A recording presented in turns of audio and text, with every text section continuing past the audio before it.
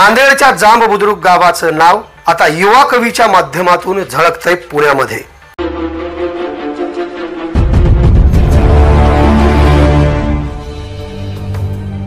काव्यानंद प्रतिष्ठान पुणे व Saish infotech and publications Pune आयोजित कवी संमेलनात रत्नदीप आंदेच्या कवितेत रसिक मान्यवर मंत्रमुग्ध झाल्याचं पाहायला मिळालंय।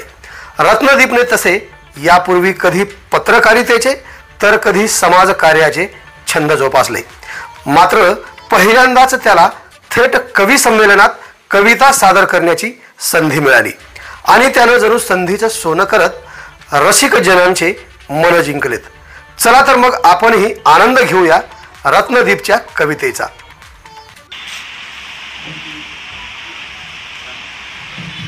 नमस्कार सर्वांना।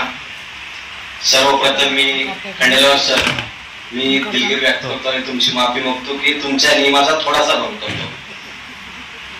सर्व रसिक मित्रांना मी सांगू इच्छितो, माझ्या आयुष्यातील हे पहिलं कवी संमेलन आहे आणि कवी संमेलनामध्ये माझे जे तोडके मोडके 4 शब्द आहेत ते मांडण्याची संधी मला सुनील खंडेलवाल सरांनी इथं उपलब्ध करून दिली।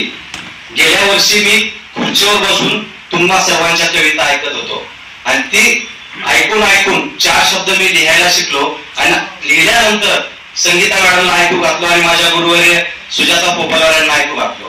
त्यांनी मला बोलले की तुम्ही जा आणि कविता सादर करा। खुर्चीवरून स्टेजवर पाठवण्याचं कार्य केलेल्या संगीता मॅडम यांचे मी पण आभार मानतो। तर येत असताना गाडीत मंद गाडवा लागत होता, सहज सुचलं होतं मला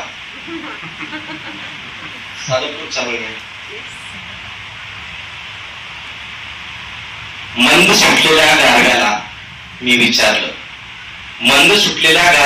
विचारलं, आमच्या दोघातील धुवा होशील का? मंद सुटलेल्या गारव्याला मी विचारलं, आमच्या दोघातील धुवा होशील का? ती खूप दूर गेली रे, माझ्या वतीने अलगद असा स्पर्श करून येशील का? धन्यवाद। मी माझी एक कविता आहे, सुकलेली जखम। प्रेमात तुझ्या मी पूर्ण मुरलो होतो, तू माझी मी तुझा याच कल्पनेत होतो। ठरलं तुझं माझं निवांत ठिकाणी